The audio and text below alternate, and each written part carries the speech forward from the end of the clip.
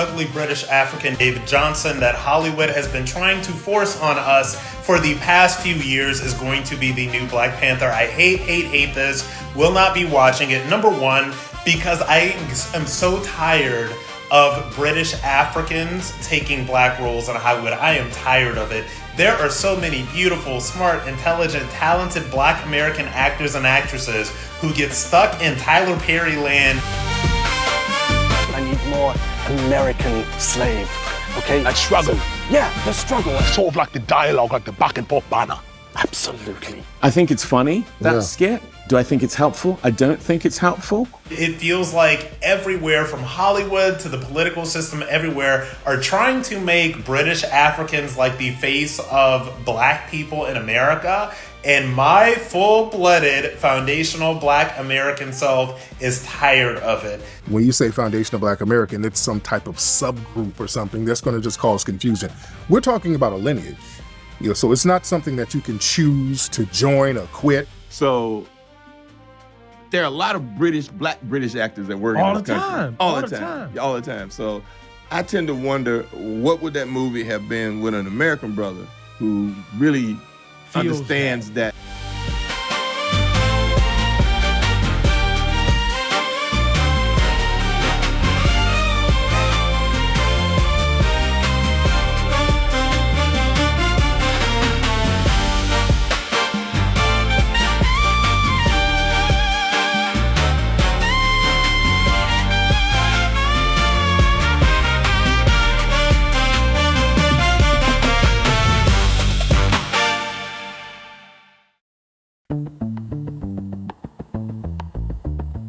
In 2018, Wakanda gave black audiences something that Hollywood had rarely allowed them to imagine on this scale: an African kingdom untouched by slavery, colonialism, or white occupation, a country that did not need saving, a king who did not need permission, and a black superhero whose identity did not begin with trauma.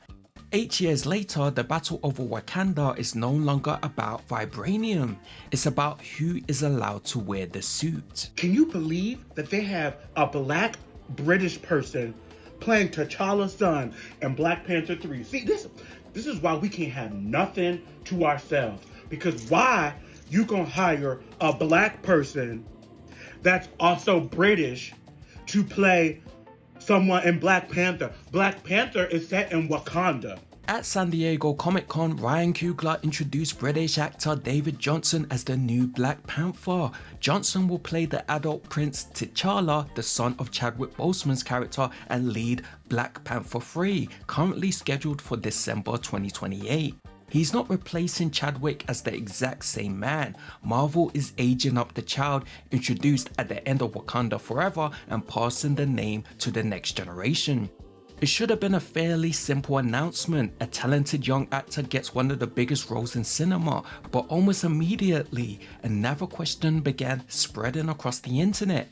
Not whether David could act, not whether he looked like T'Challa, not even whether aging the character made sense. The question was, why is another British man taking one of our roles? What the hell is Ryan Coogler thinking? With all the thing with Black American actors and English actors, this what Ryan Coogler decides to do? Yeah, bro, sharp. From the time this news came out about David Johnson being the new Black Panther, I knew there would be this backlash of Americans talking about British actors and all this kind of thing. One commentator announced that he would not support a British African Black Panther. Another called the film Teffa Panther 3. That's crazy. That's absolutely crazy. A YouTube video placed the word Teffa directly in its title while discussing Johnson's casting. These are only some reactions, not proof that every black American feels this way, but they show that an old argument has now entered Wakanda. Even I've made videos about this conversation before. A few months ago, I covered Drewski's sketch about British actors taking every black American role. We are solid actors. We deserve respect. And I gotta be honest, Drewski, you've taken this way too far. You're playing playing with our bloody lives and our bloody livelihoods. You've got 24 bloody hours to take down that bloody skit. You got to disrespect us black British actors? Hell no. And I've also talked about, you know, the current controversy going on between Godfrey and certain individuals, certain black Americans who refer to themselves as foundational black Americans, FBAs. It's so funny because my friends that grew up with me sending me messages going, Godfrey, you American, man. You grew up with us. And then when I took the time in college being discriminated against at a university of 40-something thousand, only 800 black, and all I was around was black fraternities. My girlfriends were black, blah, blah, blah. And then we had a black African-American studies group, and we started reading black books about African history. And then I got these bozos on here talking about I'm a tether. Who the fuck are you talking to? Tether, yeah. You don't even read half the books that I fucking read. You've not even met them. At this point in time, tether is almost like a slur. You know, it's almost like a slur. All that does is it cements division. It doesn't help bring black people together. And of course, we all have our own individual issues, right? But collectively, black people, we do have similar issues. So instead of just like separating and calling that person a tether and that person a tether, wouldn't it make more sense if we come together, right? And try to work together and try to build together. But in regards to Drewski played Samson Dubois, an absurd British actor from Manchester who somehow found himself portraying enslaved Americans, gangsters, and practically every form of black American suffering Hollywood could place in front of a camera. The joke was aimed at actors such as Damson Idris Elba, Chiwetel Ejiofor, and David Oyelowo. British performers who can arrive in America, adopt their accent, and disappear so completely into the culture that audiences sometimes do not discover they are British until years later. Damson himself laughed at the sketch, commenting under it after his performance as Franklin Sate in Snowfall made him perhaps the clearest modern example. But beneath the jokes was a serious resentment. Black American actors already compete for a limited number of substantial roles, so when a film is specifically about American slavery, segregation, policing, or civil rights, some people understandably ask why the part could not go to somebody who grew up inside that history. Samuel L. Jackson raised a similar question after Daniel Kaluuya starred in Get Out. He wondered whether an African American actor might have brought a different understanding to a story rooted so deeply in American racism. Daniel grew up in a country where, you know, they've been interracial dating for 100 years, you know. Britain's, there's only about like 8 real white people left in Britain. The rest of them, you know, mixed. So what would a brother from America have made of that role? You know, and I'm sure the director helped, and, you know, some things are universal, but everything ain't. That's right. You know? That is where terms such as FBA, ADOS, and TEFA enter the conversation. FBA, Foundational Black American, is a lineage-based identity used by some descendants of people enslaved in the United States. Within more hostile corners of that conversation, TEFA has become a derogatory term for African or Caribbean immigrants and their descendants who are accused of attaching themselves to Black American history, culture, or political progress. None of you motherfuckers are my parent. None of you. Nobody's perfect talking to me. You do a podcast and do better then.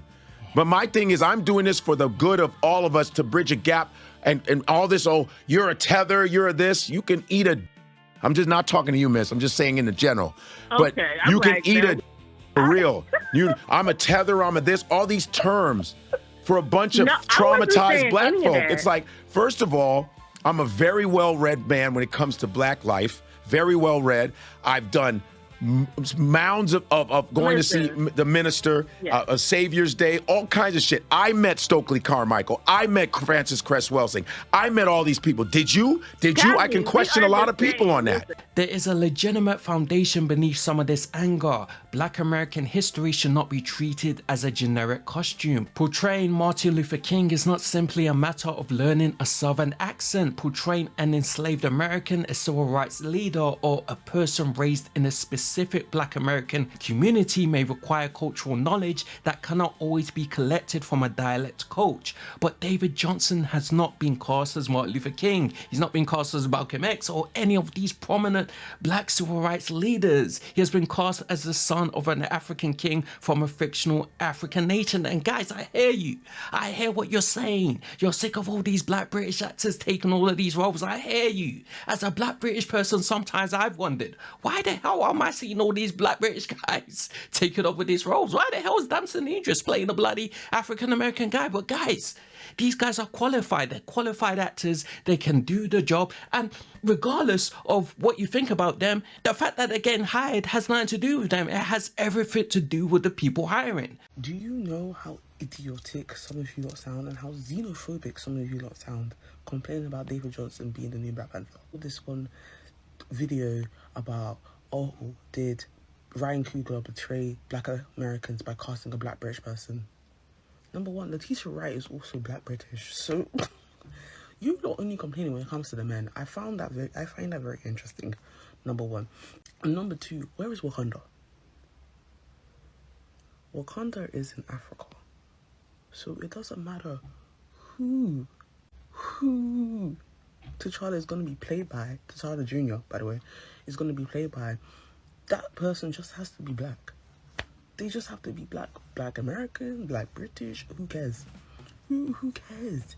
Wakanda is explicitly African. Marvel describes it as an isolated, technologically advanced African country. The costume design, music, languages, architecture and fighting styles of the films drew from cultures across the continent. The franchise has always featured a cast assembled from across the Black diaspora rather than one nation or lineage. David Johnson is a London-born Black British actor known for Industry, Ryan Lane and Alien Romulus. He's taken over a fictional African role from a story that has never belonged solely to America. And of course, speaking of America, we all know one of the greatest films ever made, featuring one of the greatest comedians ever known to man. Coming to America featured Eddie Murphy, an African American man playing a African from a fictional country in Africa, just like Wakanda. So it's like it happens all across the board. Sometimes you're gonna get African Americans portraying quote unquote Africans, and vice versa. It's just one of those things. So David Johnson is the new Black Panther. He's been chosen to play T'Challa's son and eventually become, the new Black Panther. And everybody's talking about it. And a lot of people said it should have been Damson Idris. And my take on it is I trust Ryan Coogler. I trust his vision.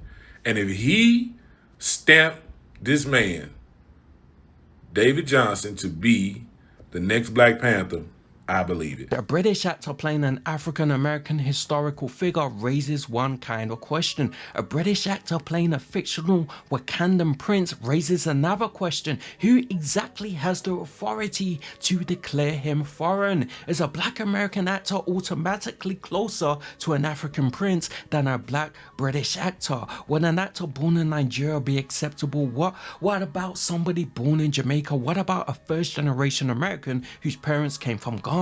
How many generations must a person be removed from Africa before America gains exclusive ownership of Wakanda? Bro, if I'm keeping it real, I don't know what more I can say. I don't know what I can add that hasn't already been said that people are trying to shoot down. I don't deny that the guy they chose to play him is probably a great actor. I don't really know him like that, but I think I do recall him in Alien Romulus, and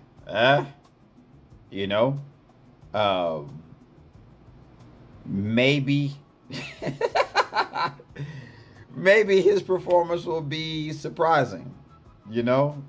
Somehow I doubt it. The first Black Panther film became a historic Black American cultural event. It was directed by Ryan Coogler, led by Chadwick Boseman and Michael B. Jordan, and released inside an American political climate where seeing an unconquered Black nation carried enormous emotional power. Time described the film as both a major black film and an act of cultural resistance. Wakanda became a vision of black excellence that America had spent centuries trying to deny. Black Americans therefore have a real emotional claim to what the film represented, but emotional connection is not the same thing as exclusive ownership. The story worked because it placed Africa and Black America in conversation with one another. T'Challa represented an African nation that had escaped colonization. Killmonger represented a Black American population cut away from the continent by slavery and left to survive inside a hostile country. Killmonger did not invade Wakanda because he had no connection to it. He invaded because he believed the connection had been denied to him, and that was one of the most beautiful parts of the movie, of the original movie. It reflects what's still going on today. A lot of Black Americans feel disconnected from the continent. I personally believe that is exactly why we're seeing the rise of FBAs and ADOS. They feel disconnected, they feel ostracized from the continent of Africa. And unfortunately, I believe there are some Black individuals out there, some Africans who probably did contribute in making Black Americans feel, ostracized from the continent of Africa. Unfortunately, I do believe that's the case. Your lineage is your lineage. And when other groups respect and recognize and celebrate their lineage, it's not a problem. They have the Jamaican Day Parade. It's not a problem. We've all got some sort of white supremacy that has plagued us. And all this fighting with foundational Black Americans, African, it's all foolishness. Caribbean, it's foolishness. It's like hurt people hurt people. Why don't we get and stick our chest out and save the energy for the people oppressing us? There is another problem with the anger directed at David Johnson. Many of the people unhappy about a British Black Panther already had another actor in mind, Damson Idris. Long before Marvel made its announcement, Damson had been fan cast as the next T'Challa. He had the appearance, the fame, the physical presence, and the approval of American audiences after playing Franklin Sape for 6 years. There's some speculation out there in the universe that you could be cast as the next Black Panther. Have you had any conversations about that? Yes or no? Yes, no. By the way, the yes, no means yes. Could mean no. No, probably means yes. If they asked, would you say yes? Yes. There was never confirmation that he had been offered the role or that he was competing for this particular version of the character, but many fans had already placed a crown on his head. And Damson Idris is also from London. So apparently the problem was not that Marvel selected a British actor. The problem was that Marvel selected the wrong British actor. So we're doing the, Black British people are stealing our acting roles for a literal African character? Like, bro, do these FBA niggas take a day off? Like, literally, Chadwick Boseman was an African American playing an African. But, like, y'all didn't have an issue with that. No one did. But now it's a Black British dude. Now it's a problem? Like, what is going on, bro? You tell me, like... And then, have we ever thought that maybe British people are just better actors? Like, they just seem to have more success in Hollywood than Americans, bro. Like, proportionally. Like, the same way we're just better at basketball because we just have a system for it. Maybe they just have a system for acting that we don't have, bro. Because, again, here, everything's nepotism. Right? So the American actors that do make it, they're all just Nepo kids. That's why they're not that great. It's hit or miss. You see what I mean? I don't know. I'm not saying there's no nepotism in Britain, but it's like, I don't know. They just keep churning out elite actors. So, I don't know, man. But yeah, stop being weird about this Black Panther shit. Like, it's weird. I saw one video from a Black individual, a Black American, who basically said that David Johnson is not good looking enough. He's not suave enough. He made a few disparaging comments about this young guy. We somehow have to import Africans from over in, the UK and all of this stuff to come and take the A-list roles that are for Blacks in Hollywood. It feels like Black American erasure. It feels like Hollywood is constantly trying to erase Black Americans. It feels like everywhere from Hollywood to the political system, everywhere are trying to make British Africans like the face of Black people in America. And my full-blooded foundational Black American self is tired of it. Literally will not be seeing Black Panther. That dude has a face like a foot, and I will not be watching it. It's crazy to me. And I think what people don't seem to understand is that when it comes to acting, it's not just about how you look. It's not just about your stature. It's about how you act. It's about your presence on screen. And if you ask me, David Johnson has that presence on screen. He might be a short guy, but he has this larger than life vibe, this aura. One of my favorite actors of all time, Philip Seymour Hoffman. He was a great actor, but he was no Tom Cruise. He was no Brad Pitt. He was a bit of an overweight guy, but the guy knew how to act. That's the thing about movies. You want the best actor for the job. Shut up! Shut the fuck up! You have no right to take people Shut up! Will you shut up? Shut up! Shut up! When the internet does not receive the casting it expected, it begins searching for hidden reasons. That search eventually reached Lori Harvey. Lori dated Michael B. Jordan for approximately a year and a half before they separated in 2022. She later began a relationship with Damson Idris in 2023. They announced a breakup that November, although they have since been photographed together again. Michael B. Jordan and Ryan Coogler, meanwhile, have one of the most successful creative partnerships in modern Hollywood. They began with Fruitvale Station and continued through Creed, Black Panther, and Sinners. Their professional relationship has developed alongside a long personal friendship. From those publicly known facts, an online theory has emerged.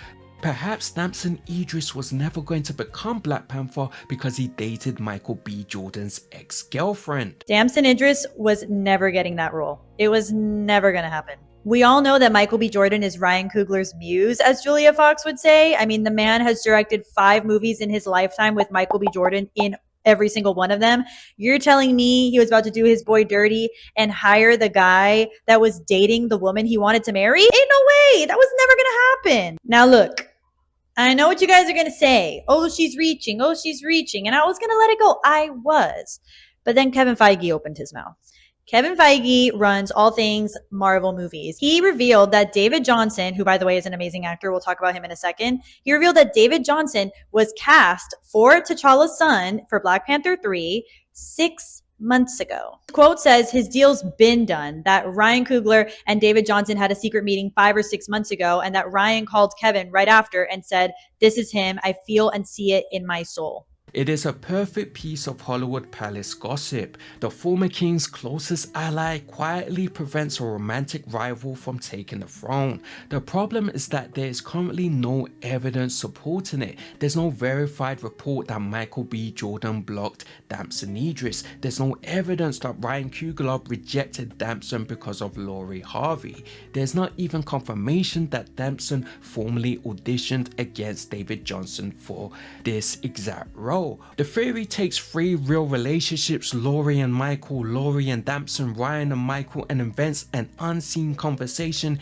connecting them, but its popularity reveals how audiences now understand Hollywood. Nobody simply gets or loses a role. There must be an alliance, a betrayal, a romantic grudge, a powerful friend quietly moving pieces behind the curtain. The internet did not receive its chosen prince, so it created a palace conspiracy to explain why. Now let's roll it back and do some math, okay? 6 months ago puts us around January. And in January, Damson Idris was very much still entertaining all of the rumors, all of the fan castings of him as T'Challa's son in Black Panther. What else happened around January? Well, in December, he was seen in Miami with Lori Harvey. And then in March, he was seen again with Lori Harvey in Paris.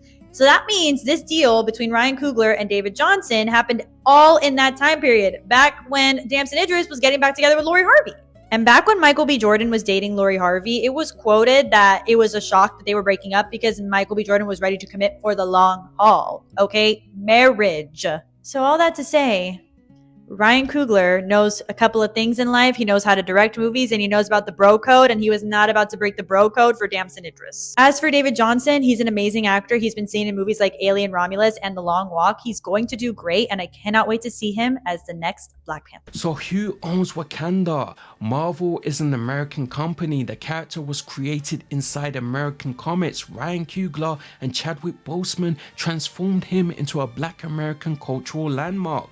The world of the film draws from African cultures. Its actors come from across the diaspora, and its audiences belong almost everywhere. That is why everybody feels entitled to claim it. But perhaps the question itself is the problem. Wakanda is fictional. The feelings people project onto it are not.